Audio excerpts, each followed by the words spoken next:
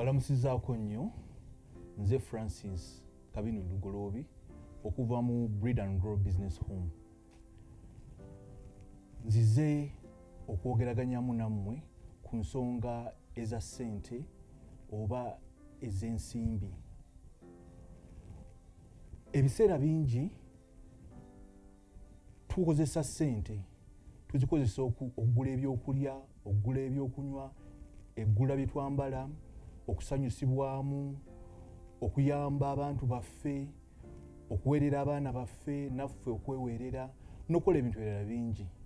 Naye emirundi mingi tetumanyi bingi bikwata ku ssente.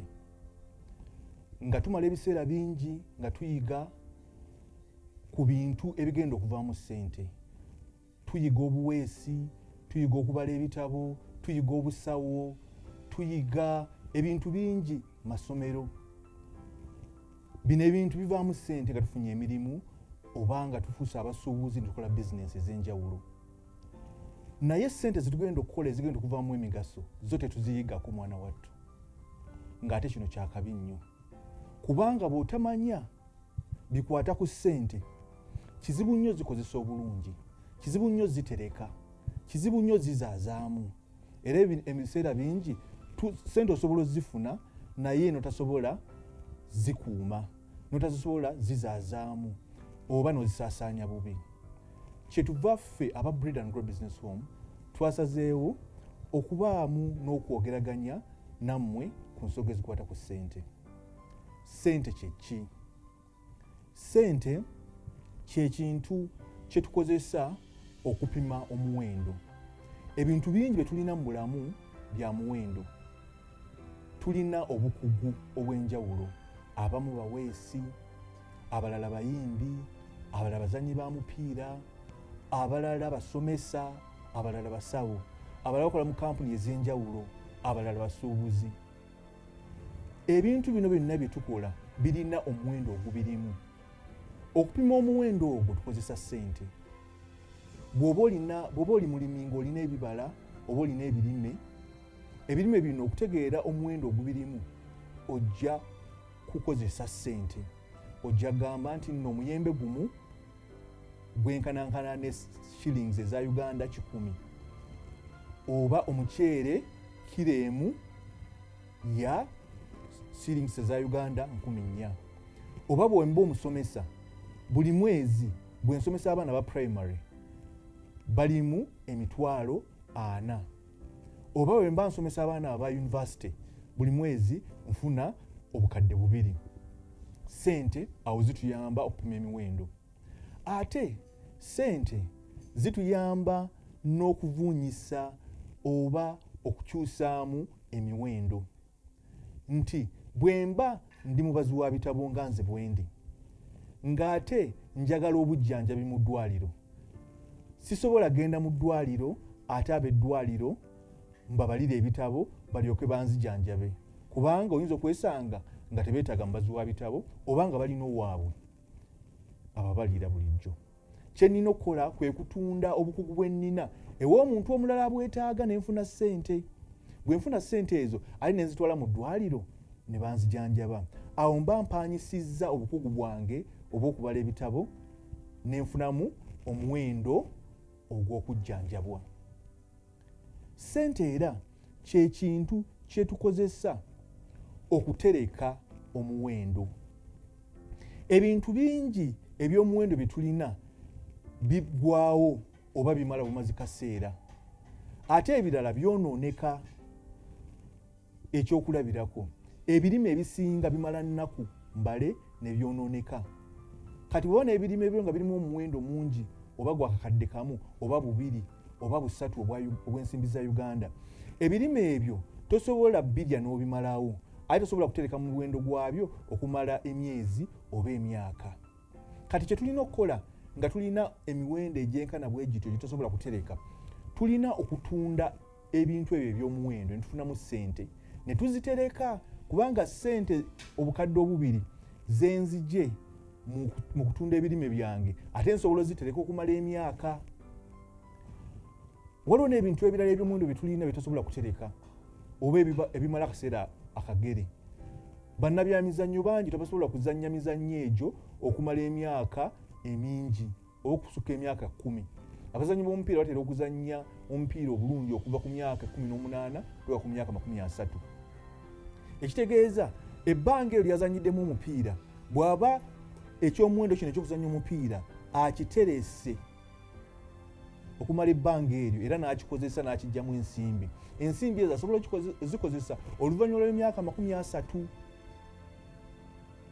So ssente mu ngeri eyo zituyamba okutereka omuwendo.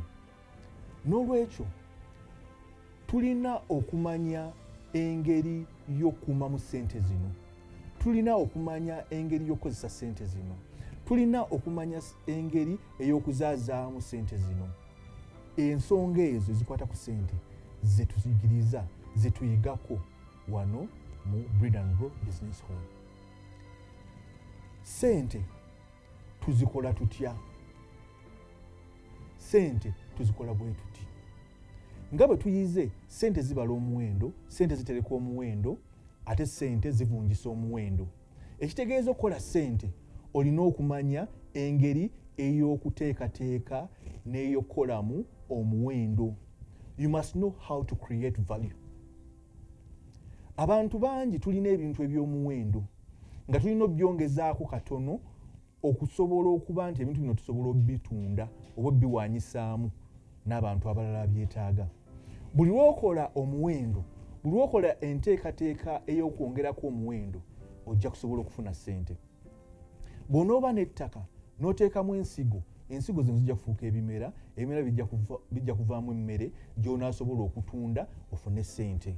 Bw'onooba n'eddoboozi eddungi ojja kusobola okukola practice oba oddigezesa, oyimbe, ofulumye ennyimba zino zikuviiremu ssente. N'ebirala bingi tukola okufuna ssente. Naye ng'olina okumanya okuteekateeka, okutetenkanya, okugaziya omuwendo oguli mu kintu ky'olina osobole okufuna ssente. Ate bw'omala okiteekateeka bulungi olina okiraga abantu abalala, olina okyagazisa abo abagenda okukola ki okigula, era olina okiteekateeka mu kifo omuli abantu abagula ky'otunda eky'omuwendo. Gwe muteeko gwa ssente oba ensimbi ogusooka, okuteekateeka, ogaziya oba okukuza omuwendo. Ebiseera ebimu tulina n'okuzuula omuwendo gwe tulina. Abantu abamu tulina omuwendo gwe tusobola okuggyamu ensimbi naye ng'omuwendo guno tetugugaziya oba tetugumanyi.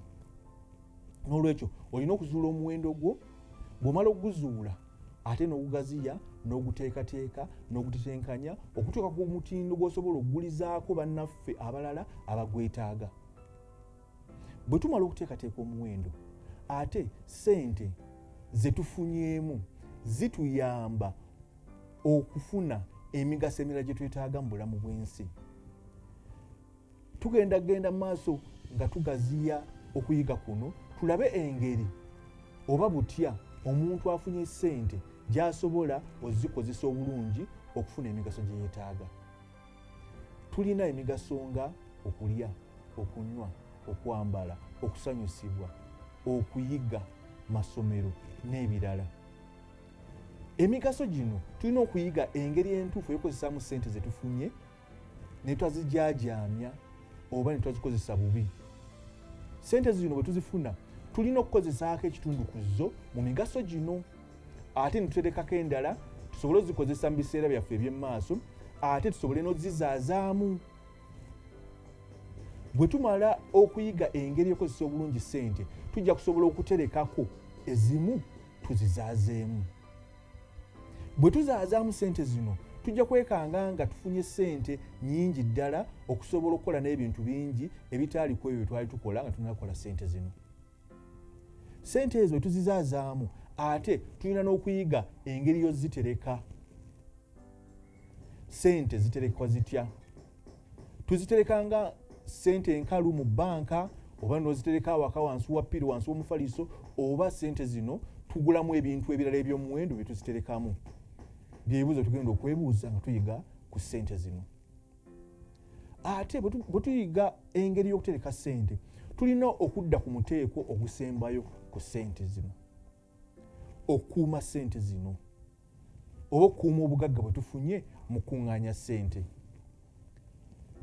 Kigambibwa nti kyangu nnyo okukola ssente oba okuŋŋaanya obugagga, naye ate kizibu nnyo okukuuma ssente nnyingi ze tukuŋŋaanyizza oba okukuuma obugagga bwe tukuŋŋaanyizza.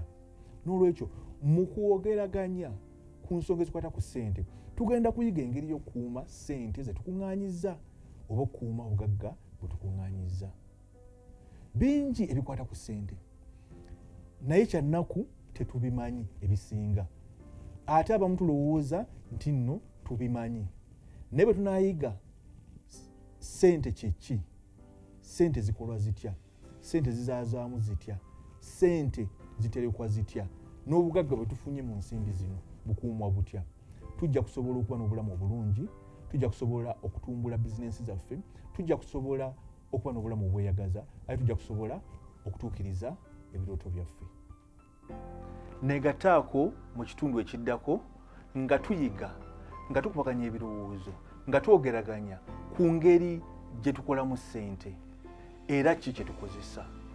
Tukozesa ssente entereke oba tukozesa ssente enneewole?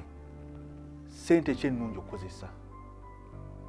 Neegataako mu kitundu ekiddako.